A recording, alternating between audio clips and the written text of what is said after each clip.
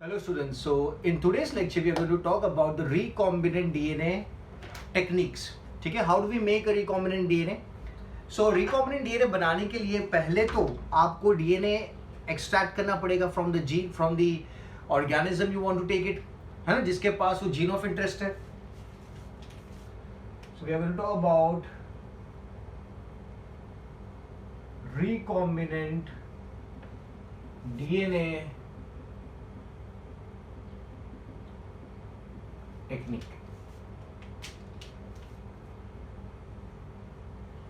ठीक है, so now if I want to take a DNA, so I need to take that DNA out of the nucleus of the cell. मुझे nucleus में से बाहर निकालना पड़ेगा, सेल में से बाहर निकालना पड़ेगा, तभी मेरे को डीएनए मिलेगा. So what has to be done? So first is I need to isolate DNA.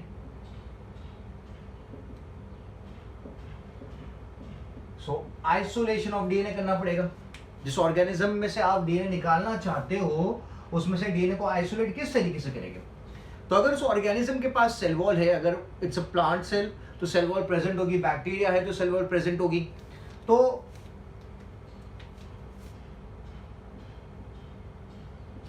Cell wall has to be remove. ठीक है, now how do we remove this cell wall? तो यहां पे अपन यूज करेंगे एंजाइम्स, बिकॉज आपको पता है एंजाइम क्या करेगा? एंजाइम सेल वॉल को डाइजेस्ट कर देंगे, ब्रेक कर देंगे, और जब सेल वॉल टूट जाएगी तो फिर दूसरा लेयर होता है दैट इज सेल मेम्ब्रेन, उसको तोड़ा जाएगा, न्यूक्लियस की मेम्ब्रेन को तोड़ा जाएगा और फिर डीएनए को बाहर निकाल लिया जाएगा. ठीक है, सो आइसोलेशन ऑफ डीएनए में अगर सेल के पास सेल वॉल है तो cell wall has to be removed. How do we remove it? With the help of the enzymes. ठीक है, तो अगर प्लांट सेल है तो प्लांट सेल की सेल वॉल किससे बनी होती है? आपको पता होना चाहिए, सेल्यूलोज से बनी होती है. तो प्लांट सेल की सेल वॉल को डाइजेस्ट करने के लिए we need to use the enzyme known as cellulase. किसको यूज करेंगे? सेल्यूलेज को यूज करेंगे. अगर मैं फंगस की बात करता हूं तो फंगस में अगर फंगल सेल है तो फंगल सेल की सेल वॉल किससे बनी है? काइटिन से. किससे बनी है? काइटिन से. तो जो एंजाइम यूज करेंगे अपन that is going to be chitinase. ठीक है, और अगर इट्स अ बैक्टीरियल सेल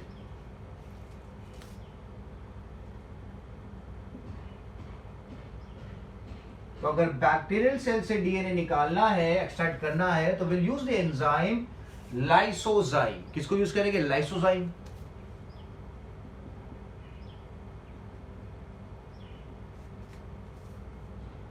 ठीक है, simple and easy. If I want to break the cell wall of the plant cell I need to be using the enzyme cellulase. अगर fungal cell की cell wall तोड़नी है तो chitinase, और bacterial cell wall का cell wall तोड़ना है तो will use the enzyme lysozyme. क्यों तोड़ना है? बिकॉज मैं उसके अंदर से डीएनए निकालना चाहता हूं. ठीक है, सो आइसोलेशन ऑफ डीएनए के लिए cell wall has to be removed. So we would be using the enzyme. ठीक है, अब जो चीज बच जाएगी सेल के अंदर, जो सोल्यूशन है जिसके अंदर सेल है, तो जो चीजें बच गई, सेल वॉल तो खत्म हो जाएगी, सेल वॉल डाइजेस्ट हो चुकी है, तो अब क्या मिलेगा? अब there is the remaining part that is going to be the carbohydrates हो सकते हैं, lipids हो सकते हैं, या फिर प्रोटीन्स हो सकते हैं. तो मैं यहां पे लिखूंगा after the digestion of cell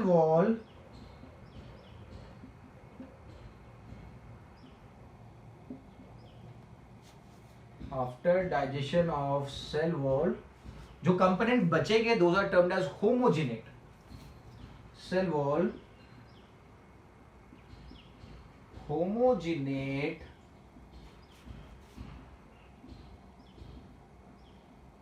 consist of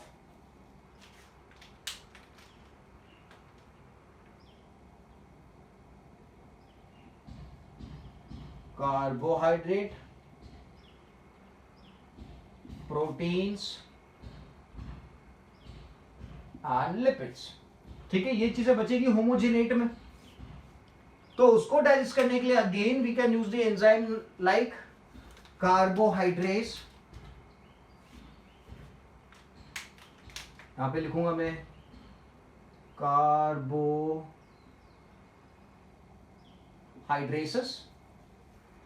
protein के लिए क्या लिखेंगे?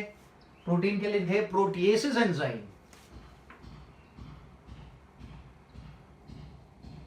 और लिपिड्स के लिए क्या लिखेंगे? लिपिड्स के लिए लिखेंगे लाइपेजेस। क्या लिखेंगे? लाइपेजेस। ठीक है, तो पहले सेल वॉल तोड़ दिया, फिर सेल वॉल तोड़ने के बाद जो कंपोनेंट्स बचे, मेम्ब्रेन बची, तो मेम्ब्रेन के अंदर होते हैं प्रोटीन्स एंड लिपिड्स। तो मेम्ब्रेन तोड़ने के लिए विल यूज द एंजाइम प्रोटीएसेस, लाइपेसेस। और अगर कार्बोहाइड्रेट्स अवेलेबल है तो उसको तोड़ने के लिए विल यूज द एंजाइम कार्बोहाइड्रेसेस। ठीक है, तो अब जो मेरा होमोजिनेट है, ओके, उस होमोजिनेट में क्या बचेगा? तो homogenate would now only contain DNA and RNA. Now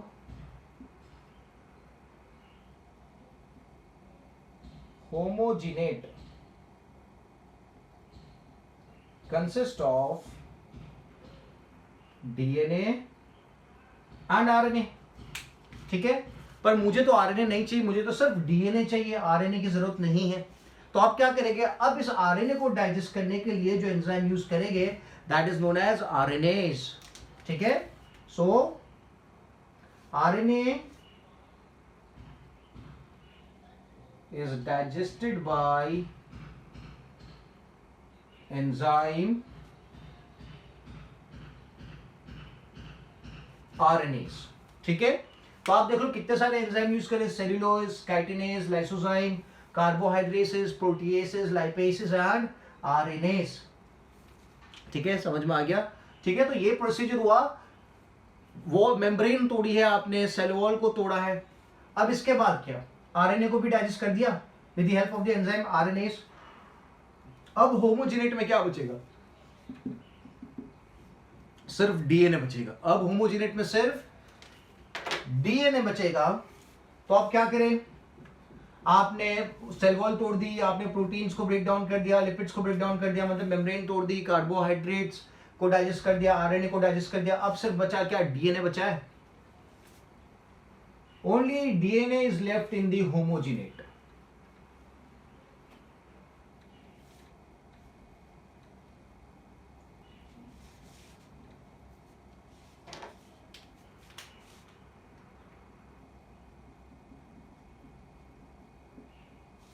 DNA is left in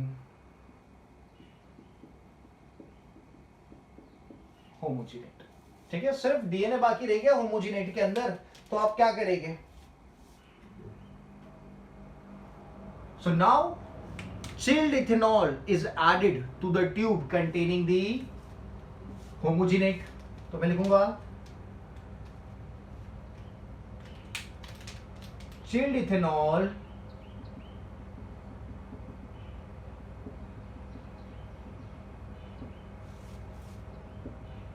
is slowly added to the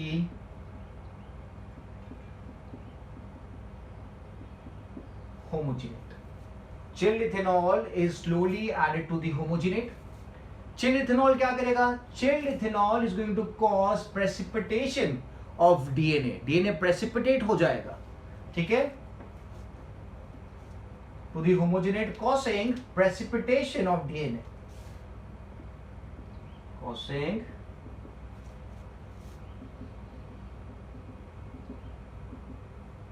precipitation of the DNA।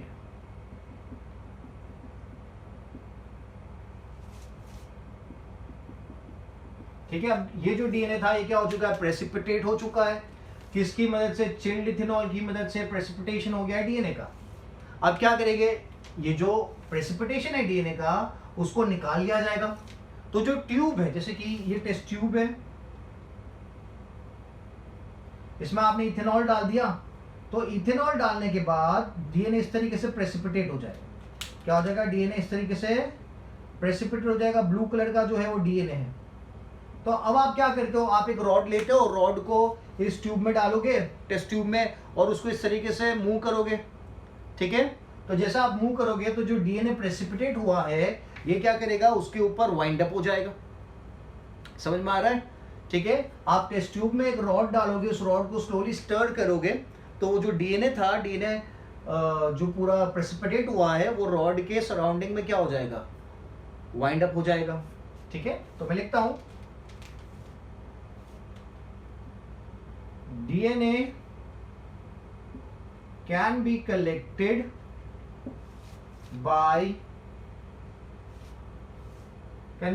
by simply stirring rod,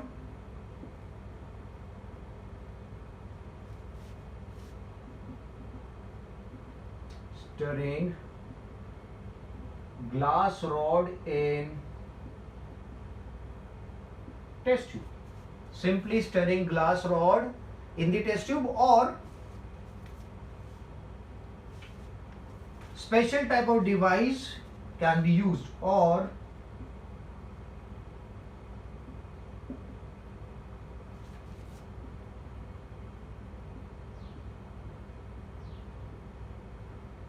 can be use, ठीक है। तो आप सिंपली एक ग्लास रॉड को अंदर डाल के इस तरीके से स्टर करोगे ना, तो जो प्रेसिपिटेट डीएनए था वो क्या हो जाएगा, ट्यूब ग्लास रॉड के सराउंडिंग में आ जाएगा, ठीक है।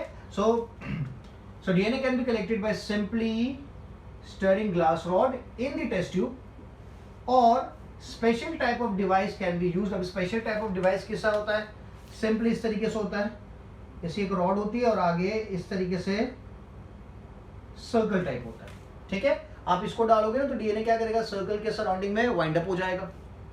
ये जो प्रोसेस है जिसमें आप डीएनए को क्या कर रहे हो, कलेक्ट कर रहे हो, process of DNA collection from homogenate is known as, इसे कहा जाता है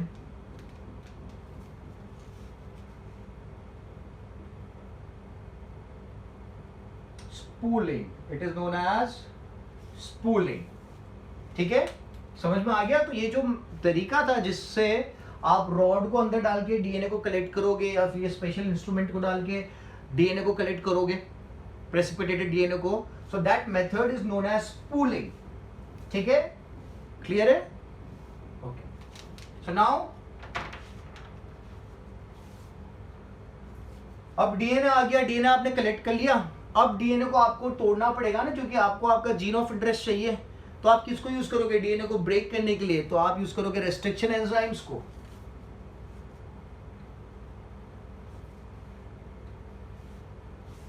सो treatment of DNA with specific restriction enzymes,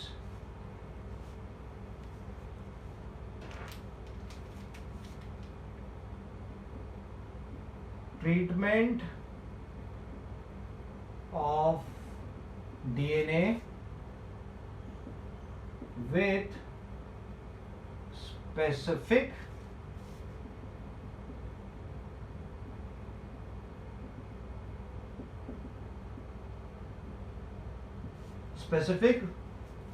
restriction enzyme, okay, या restriction endonuclease having specific sequence,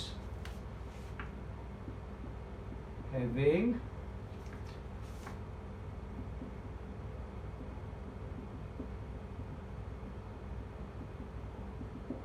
specific sequence, ठीक है। so this is going to be one of the step। यहाँ पे जो restriction enzyme, restriction endonuclease enzyme आप DNA को cut करने के लिए यूज करोगे, the same restriction enzyme, endonuclease enzyme, is going to be used on the vector, ठीक है। वेक्टर, और ये जो डीएनए आपको मिला, and DNA are treated with same restriction endonuclease enzyme, ठीक है, vector and DNA are treated with the same restriction endonuclease enzyme. तो अब क्या हो गया, आपका डीएनए फ्रेगमेंट जो है वो कट हो चुका है। ठीक है, अब ये जो डीएनए फ्रेगमेंट कट हो चुका है उसको सेपरेट करना पड़ेगा आपको बाकी के रेस्ट ऑफ द डीएनए से, क्योंकि काफी सारा डीएनए फ्रेगमेंट्स अवेलेबल हो गए, काफी सारे सेगमेंट्स अवेलेबल हो गए। तो now we need to separate it, that is separation of DNA fragment. और यहां पे अपन यूज करते हैं जेल इलेक्ट्रोफोरेसिस टेक्निक। कौन सी टेक्निक यूज करी जाती है? Jail electrophoresis technique.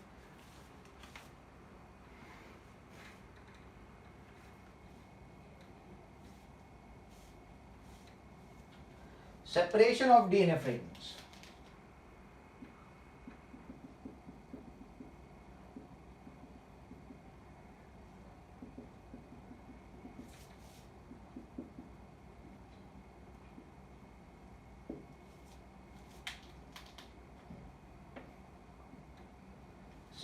Separation of DNA fragments. ठीक है, तो यहां पे gel electrophoresis technique is used. मैं लिखता हूं agarose gel electrophoresis is used. Agarose gel electro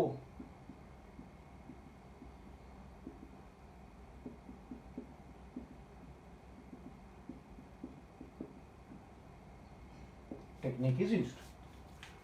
अगारोस gel electrophoresis technique use करी जाती है यहां पे। तो इसमें क्या किया जाता है, यहां पे एक जेल बनाया जाता है। Gel is made up of agar agar. ठीक है, और उस जेल में क्या किया जाता है, सैंपल्स को लोड किया जाता है। पे अटेंशन, एक जेल प्रिपेयर किया जाता है।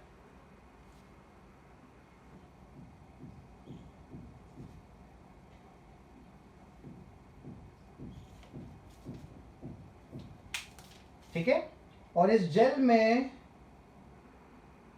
कटिंग्स होते हैं, एम्प्टी स्पेसेस होती है, और इस एम्प्टी स्पेसेस में डीएनए को डाला जाता है। किसको डाला जाता है? जो डीएनए फ्रेगमेंट्स मिले थे, सेगमेंट्स मिले थे, उनको यहां पे लोड किया जाएगा। They are to be loaded. और यहां पे वी यूज अ स्टेन और a dye that is ethidium bromide.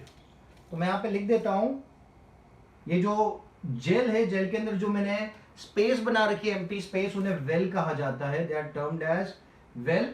तो वेल में क्या डालते हैं? So the well are loaded with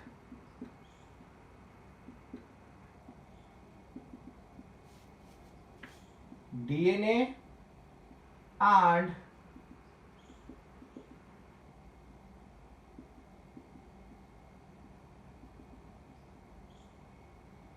DNA and ethidium bromide. ठीक है, ये दो चीजें डाली जाएगी कहां पे? ये well.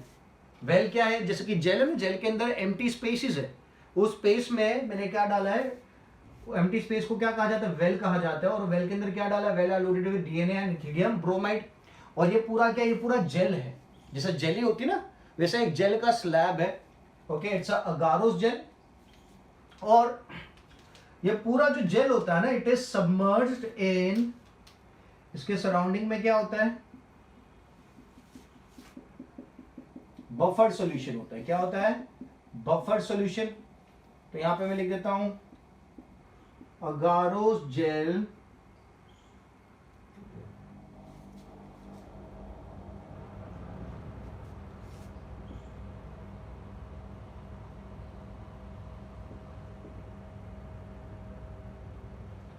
is submerged in buffer solution. ठीक है, किसमें प्लेस किया है इसे? This has been placed in a buffer solution. मतलब इट्स लाइक एक बड़ा सा कंटेनर है, बेड है। ठीक है, एक बेड है, उस बेड के अंदर क्या रखा हुआ है अपन ने? उस बेड के अंदर एक जेल का स्लैब है, ये जो मैंने यहाँ पे दिखाया, और उसके सराउंडिंग में क्या है? बफर सॉल्यूशन है। क्या है? इस तरीके से सबमर्ज होता है buffer solution.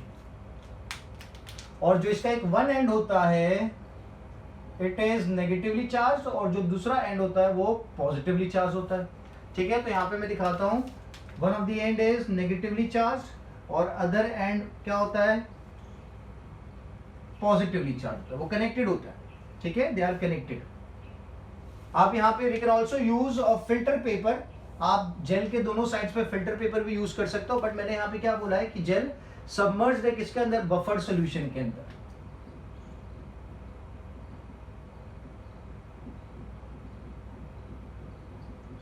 Jail is submerged in the buffer solution, ठीक है।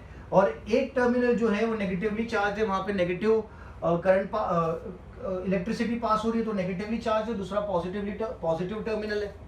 तो अब क्या होगा, जैसे ही आप इलेक्ट्रिसिटी पास करोगे, जैसे ही इलेक्ट्रिसिटी पास करी जाएगी तो अपन को याद रखना है डीएनए इज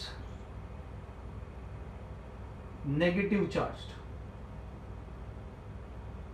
जो चार्ज डीएनए के पास होता है वो कौन सा होता है, नेगेटिव चार्ज होता है। और why is DNA negatively charge, ये आप मुझे व्हाट्सएप करके बताना, what is the reason behind that, give me a reason why is DNA negatively charge, ठीक है। तो डीएनए बीइंग नेगेटिवली चार्ज, जैसे आप इलेक्ट्रिसिटी पास करोगे ना तो DNA would start moving towards the positive and. जो डीएनए के फ्रेगमेंट्स है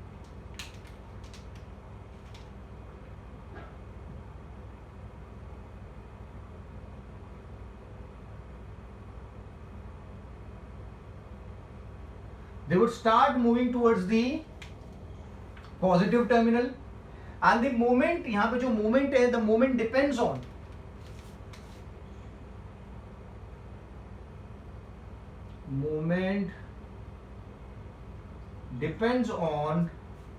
mass and charge। दो चीजों पे मूवमेंट डिपेंड करेगा, one is mass and other is charge, ठीक है। तो जो हेवियर पार्टिकल होगा डीएनए फ्रेगमेंट का, जो हैवी पार्टिकल होगा वो ज्यादा दूर तक नहीं जा पाएगा। जितने भी हैवी पार्टिकल्स रहेंगे वो वेल के पास रहेंगे, और जो भी लाइट पार्टिकल्स है ओके वो क्या करेंगे, वो काफी दूर तक चले जाएंगे, वो पॉजिटिव टर्मिनल तक चले जाएंगे, ठीक है। तो मैं यहाँ पे लिखूंगा, लिख देता हूं, this is going to be heavy DNA fragment and this is going to be light DNA fragment, हल्का DNA and heavy DNA, ठीक है। तो जब आप जेल रन कर दोगे, इलेक्ट्रिसिटी पास करोगे तो आपको क्या दिखेगा, ये बैंड्स दिखेंगे, this are termed as the DNA bands. इन्हें आप क्या बोल सकते हो, सबको they are termed as DNA bands, ठीक है। अब जब इथिडियम ब्रोमाइड मैंने यूज किया है तो इथिडियम ब्रोमाइड ने क्या किया, डीएनए को स्टेन कर दिया है, तो ये जो पूरा यहाँ पे अपीयरेंस आएगा बैंड्स का वो ब्लू कलर का आएगा। क्या आएगा, ब्लू कलर का। तो ब्लू कलर तो किसका है, स्टेन का कलर है। इथिडियम ब्रोमाइड ने ब्लू कलर प्रोवाइड किया है, तो पूरा जो ये बैंड्स आपको दिख रहे हैं ना, ये ब्लू कलर के आपको दिखाई देंगे।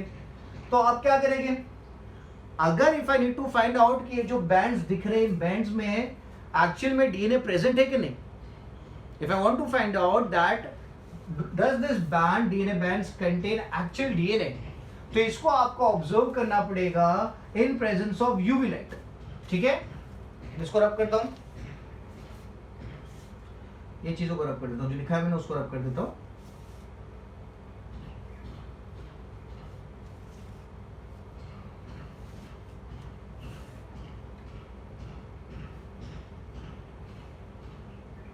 ओके सो क्या करेंगे,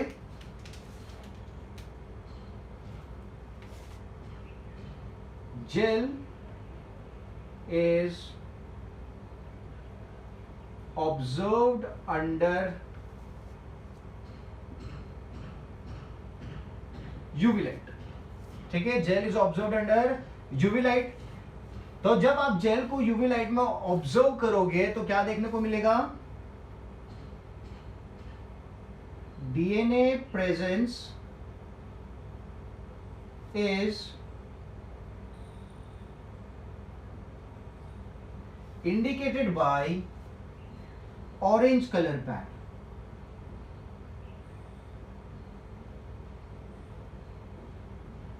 ठीक है। जब इस जेल को ले जाके अपन प्लेस करेंगे यूवी लाइट के अंडर,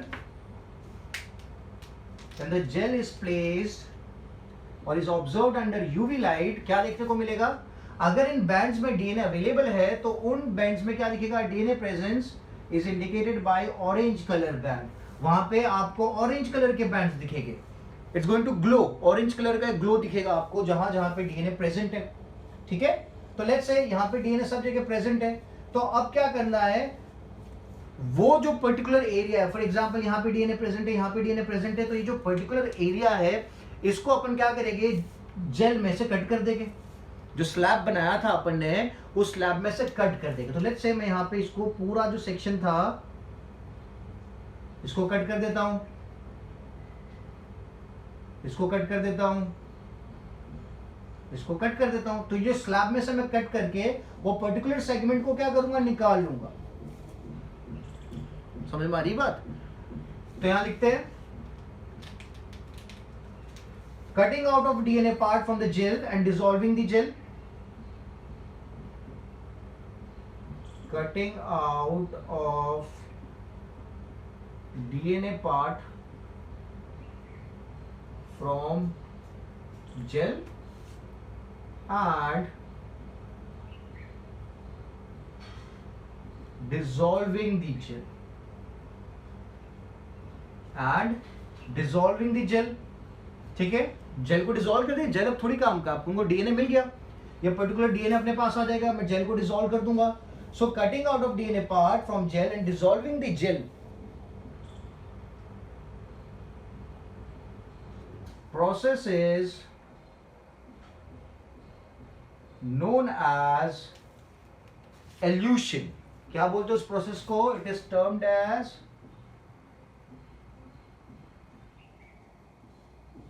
elution, ठीक है। एक प्रोसेस मैंने आपको बताया स्पूलिंग, जो प्रेसिपिटेटेड डीएनए था उसको आप जब होमोजेनेट में से निकालते थे with the help of a glass rod या special device, so that process was known as spooling. अभी मैं क्या बोल रहा हूं, ये जो डीएनए फ्रैगमेंट्स आपको जेल में मिले थे, जब आप उस फ्रैगमेंट्स को जेल में से कट करके निकालते हो, जेल को डिसॉल्व कर देते हो, तो वो जो पूरा प्रोसेस है उसे क्या कहा जाता है? एल्यूशन कहा जाता है। क्या कहा जाता है? एल्यूशन कहा जाता है, ठीक है। तो अब अपने पास क्या आ गया, अपने पास डीएनए आ गया। अब यहां पे जो डीएनए मुझे ऑब्टेन हुआ है वो डीएनए क्या है? लिमिटेड नंबर में। That particular DNA is in limited number. तो अगर मैं इसके ऊपर कोई एक्सपेरिमेंट करता हूं या कोई भी आगे फर्दर प्रोसेस करूंगा, तो there is always a chance कि यार ये डीएनए का डैमेज हो गया, तो अगर वो प्रैक्टिकल ठीक से परफॉर्म नहीं हो पाया उस डीएनए पे, तो मेरा वो डीएनए पार्टिकल तो वेस्ट हो जाएगा, डीएनए फ्रेगमेंट तो वेस्ट हो जाएगा। सो टू एंश्योर कि ये प्रॉब्लम ना हो, what we do is we perform a very specific and special reaction known as PCR, that is polymerase chain reaction. जैसे कि जेरोक्स मशीन होती है, जेरोक्स मशीन क्या करती है?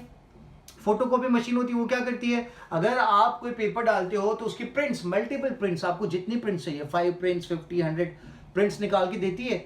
उसी तरीके से जो मशीन है जिसके बारे में अभी बात करूंगा, that is polymerase chain reaction, ये क्या करेगा?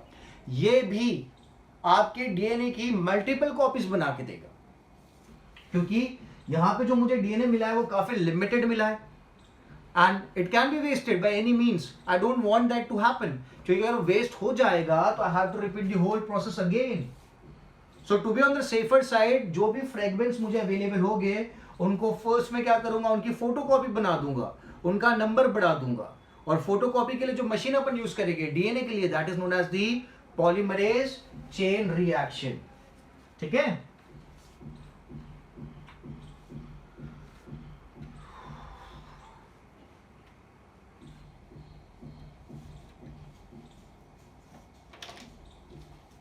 So now making multiple copies of desired DNA of desired DNA fragments। कौन सी टेक्निक यूज करी जाती है? The technique is known as PCR, polymerase chain reaction. PCR, that is polymerase chain reaction developed by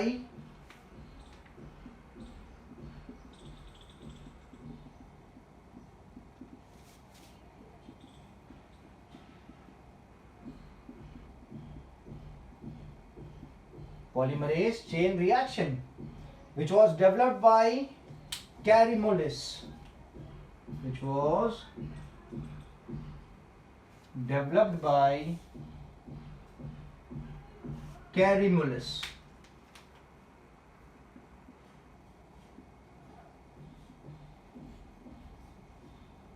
ठीक है,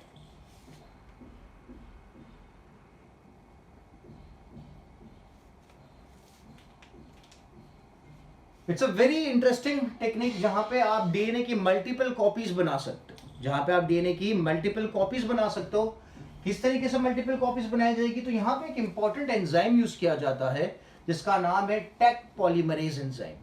DNA polymerase enzyme होता है ना, उसी टाइप का ये एंजाइम है Taq polymerase, which is obtained from a bacteria that is surviving at high temperatures। ठीक है, तो यहां पे मैं लिखूंगा टेक पॉलीमरेज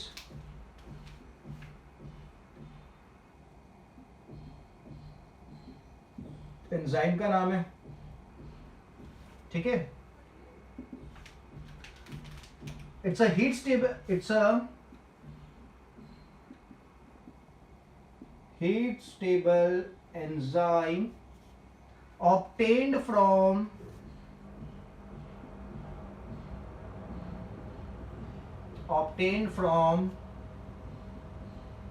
Thermophilus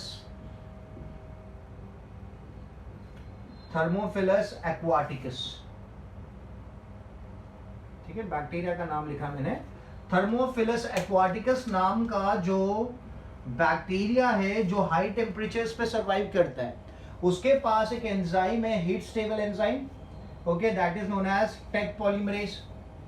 अब यहाँ पे मुझे हीट स्टेबल एंजाइम क्यों चाहिए, why I am requiring a heat stable enzyme, because polymerase का जो फर्स्ट स्टेप है, जब पॉलीमरेज चेन रिएक्शन परफॉर्म किया जाएगा तो उसका जो फर्स्ट स्टेप है that is performed at high temperatures, है ना। जो फर्स्ट स्टेप होता है जिसमें डीएनए को क्या किया जाता है, डीनेचर किया जाता है, ब्रेक किया जाता है, that is performed at high temperatures. इसीलिए जो एंजाइम मैं यूज करूंगा it should be heat stable enzyme. और वो एंजाइम कहां से एक्सट्रैक्ट करेंगे, so it is extracted from the bacteria known as thermophilus aquaticus. ठीक है, टेक पॉलीमरेज नाम का एंजाइम है, क्लियर है। एक और एंजाइम में लिख देता हूं, PFU polymerase, PFU polymerase। It is obtained from Pyrococcus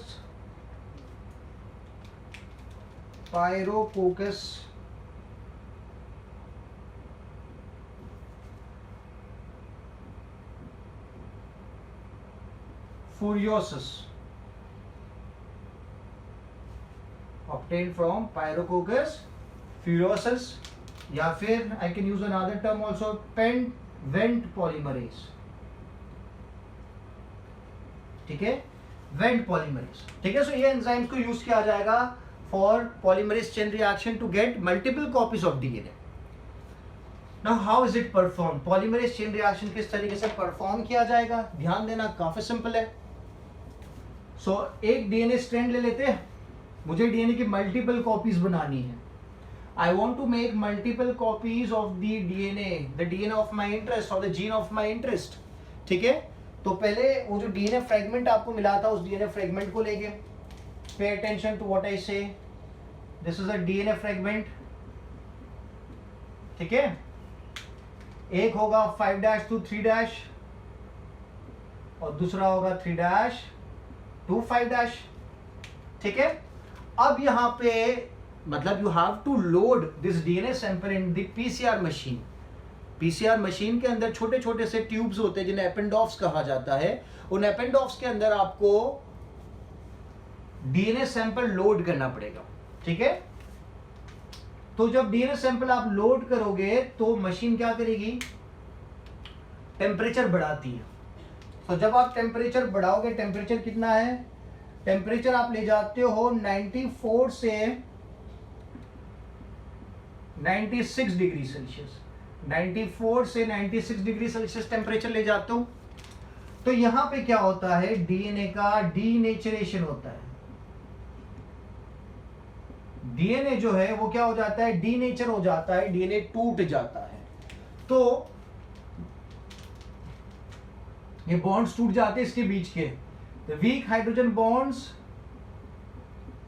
between the DNA segments और between the two strands of DNA break. तब मुझे क्या मिला, मुझे दो अलग अलग स्ट्रैंड्स मिल जाती है डीएनए की, ठीक है। Now what is done,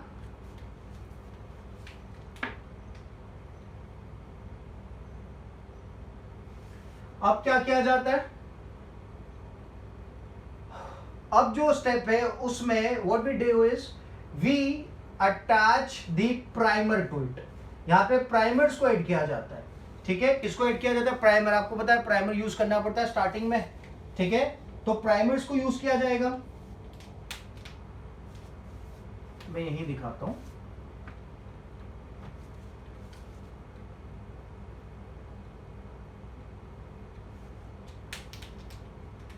So now what do I have? I have these two strands.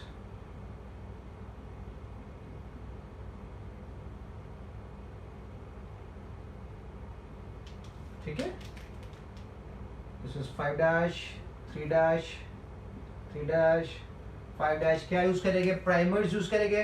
तो प्राइमर स्पेसिफिक लोकेशन पे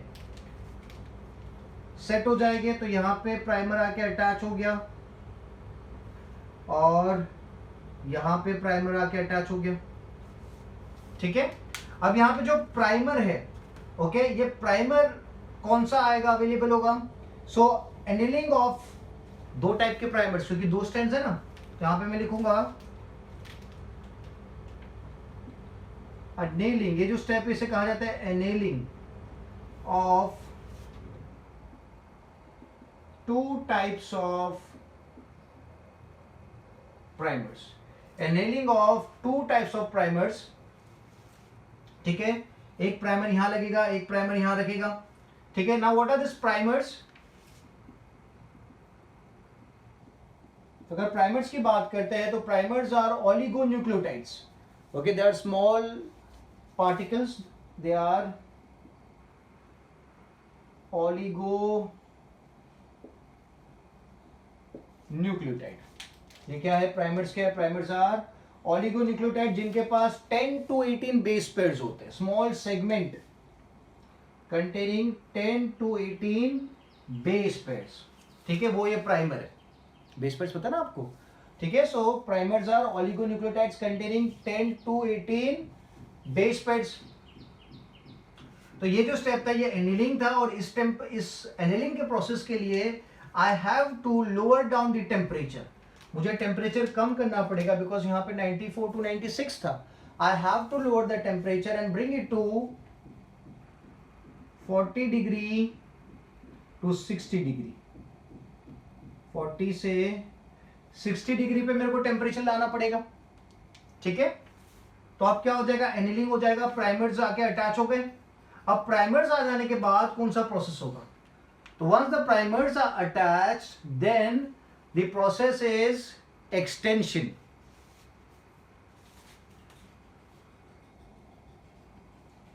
So once the primers are attached, this would cause the extension.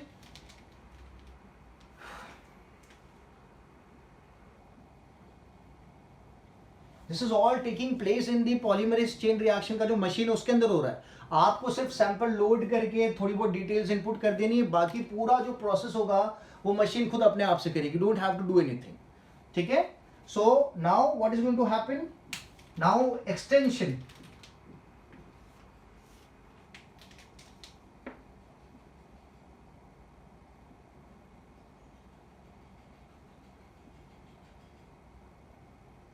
Extension of primer, the step is known as extension. First step था denaturation, second step है annealing, third step है extension, ठीक है। So extension of primer is going to take place, ठीक है। और यहाँ पे जो टेम्परेचर रिक्वायर्ड है, आप टेम्परेचर फिर से बढ़ा दोगे, जो टेम्परेचर रिक्वायर्ड है that is around 72 degree Celsius, that is around 72 degree Celsius. Extension of primer, या फिर we can also term it as polymerisation होगा यहाँ पे।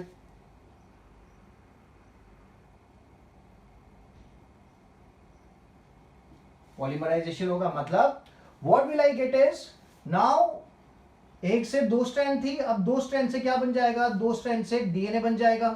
ठीक है, तो यहां पे मुझे क्या मिलेगा, एक स्ट्रैंड पुरानी वाली, ठीक है, और एक स्ट्रैंड कौन सी मिलेगी, एक स्ट्रैंड पूरी नहीं होगी जो।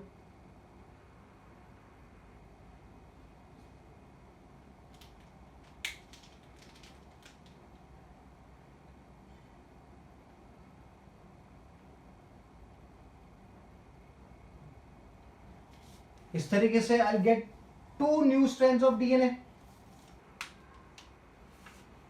ठीक है, तो एक डीएनए था, एक डीएनए से मुझे 2 डीएनए की स्ट्रैंड्स मिल गई। If I want more of it, अगर मुझे ज्यादा चाहिए तो मैं फिर से क्या परफॉर्म करूंगा, अगेन ये दोनों डीएनए की स्ट्रैंड है, they would undergo the process of denaturation. Okay, PCR machine क्या करेगा, टेम्परेचर बढ़ा देगा 94 टू 96 डिग्री सेल्सियस का टेम्परेचर फिर से आ जाएगा। ठीक है, और ये जो स्ट्रैंड्स दो बनी है वो फिर से क्या हो जाएगी, स्प्लिट हो जाएगी।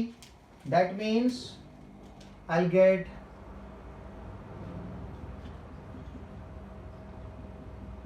ठीक है, दिस सेम स्टेप डीनेचरेशन वाला।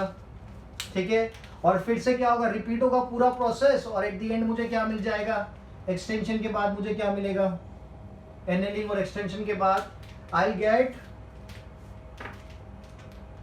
4 कॉपीज ऑफ डीएनए।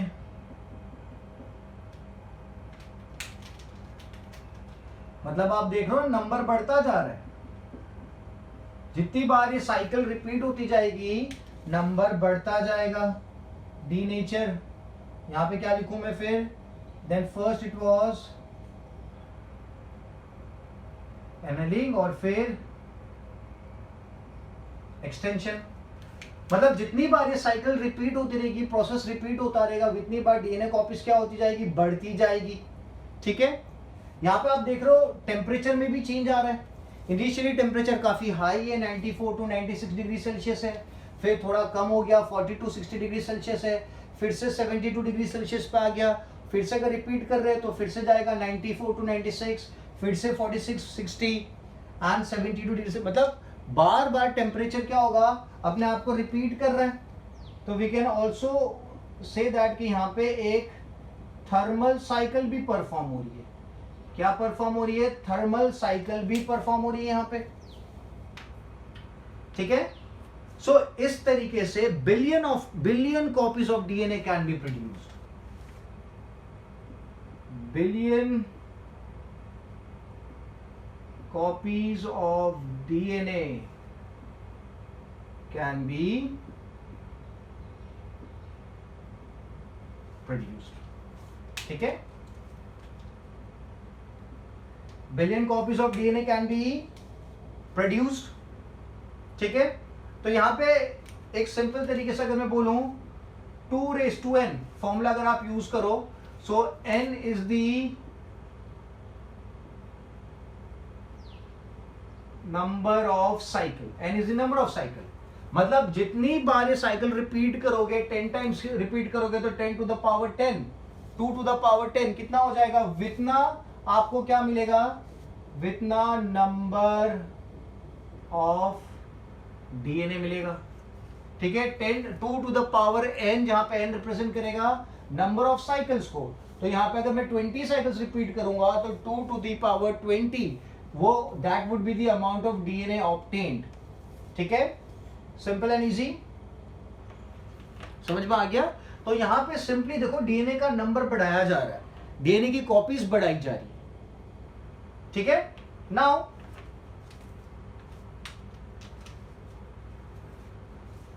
अब ये इतना सिंपल टेक्निक है and it is very cost effective, because it's very simple, very cost effective. एक बार डीएनए सैंपल को लोड करके आपको मशीन में डाल देना, फिर आपको कुछ करने की जरूरत ही नहीं। ठीक है, तो इसीलिए it is used by maximum scientist. काफी सारे साइंटिस्ट इस मशीन को, पीसीआर को यूज करते हैं।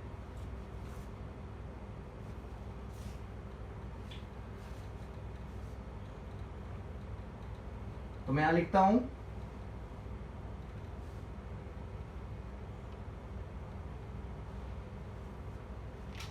because of its maximum use,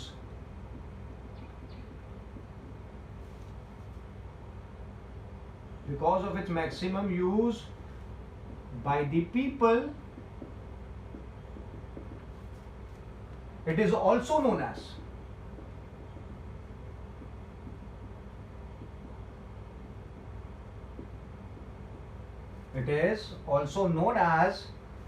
people's choice reaction. खाली बोल रहा हूं मैं, पीपल्स चॉइस रिएक्शन भी कहा जाता है पीसीआर को, पीपल्स चॉइस रिएक्शन। ठीक है, so maximum use by the people, काफी सिंपल है, काफी इजी है, काफी कॉस्ट इफेक्टिव है। ठीक है, तो इसलिए इसे पीपल्स चॉइस रिएक्शन भी कहा जाता है। तो यहां पे मैं कंपैरिजन किसका कर रहा हूं, इट इज कॉस्ट इफेक्टिव या फिर इकोनॉमिक इन टर्म्स ऑफ, दूसरी कौन सी टेक्निक है जो इसका काम कर सकती है, so it is cost effective और economic in terms of gene cloning.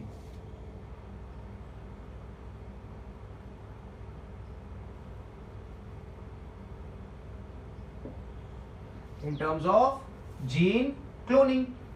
ठीक है, अब जीन क्लोनिंग इतना महंगा क्यों है, क्योंकि यहां पे तो आपने क्या किया, पीसीआर में सैंपल कलेक्ट किया, उसको मशीन में डाल दिया और फिर वो ऑटोमेटिकली परफॉर्म करेगा। बट जीन क्लोनिंग में क्या किया जाता है, जो जीन ऑफ इंटरेस्ट है उसे इंसर्ट किया जाता है किसके अंदर, in the host cell. Gene of interest is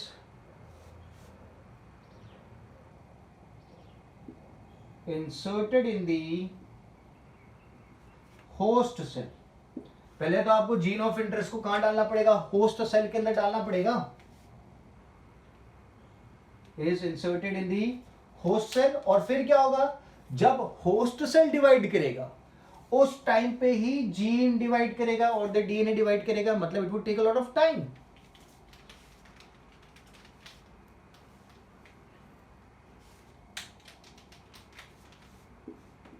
So now when host cell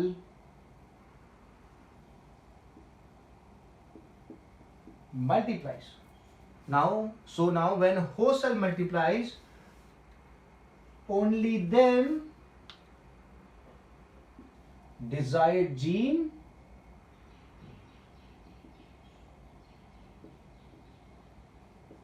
और डीएनए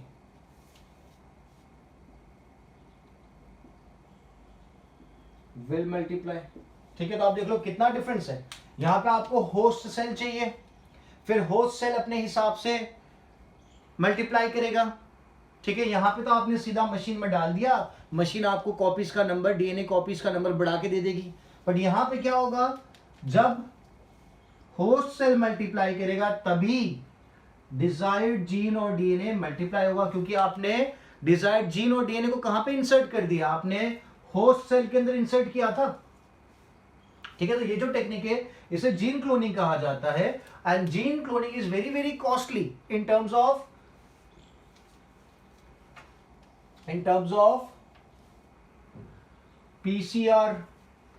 ठीक है, तो इसीलिए पीसीआर को मैक्सिमम यूज किया जाता है by the scientist and it is also known as the people's choice reaction. Simple है। सो पहला आपका डिजायर्ड डीएनए को आप डीनेचर करोगे तो दो अलग अलग स्ट्रैंड्स मिलेगी डीएनए की, फिर आप क्या करोगे, फिर उसके ऊपर प्राइमर को एनील करोगे, फिर एक्सटेंशन होगा तो एक डीएनए से आपको दो डीएनए स्ट्रैंड्स मिल जाएगी, फिर इस दो डीएनए को फिर से आप पीसीआर में रिपीट करोगे तो चार स्ट्रैंड्स मिलेगी। ठीक है, so the process can keep going. मैंने आपको फॉर्मूला दे दिया 2:n, जहां पे n किसको रिप्रेजेंट करेगा, नंबर ऑफ साइकिल्स को। ठीक है, done. So this was all about the recombinant DNA technology और द टेक्निक्स। ठीक है, आई होप आपको समझ में आया। जो भी इवेंट्स मैंने यहाँ पे बात करे, स्पूलिंग है या फिर इल्यूशन है या फिर पॉलीमरेज चेन रिएक्शन है, this are all the important techniques of genetic engineering और बायोटेक्नोलॉजी. सो मेक श्योर आप वीडियो को अच्छे से गो थ्रू करो, अच्छे से सुनो, अच्छे से नोट्स बनाओ, और जब आपकी नोट्स बन जाती है तो आप मुझे नोट्स का फोटोग्राफ क्लिक करके मुझे व्हाट्सएप कर देना. ठीक है, simple and easy. So this are important techniques. मैं फिर से बोलता हूँ, कॉम्पिटिटिव एग्जाम के लिए भी बहुत इंपॉर्टेंट है, तो मेक श्योर अच्छे से पढ़ो इन चीजों को. ठीक है, so I will keep this much for the lecture. The next lecture will move ahead and we'll talk about the new details regarding the chapter. ठीक है, चलो बाय बाय.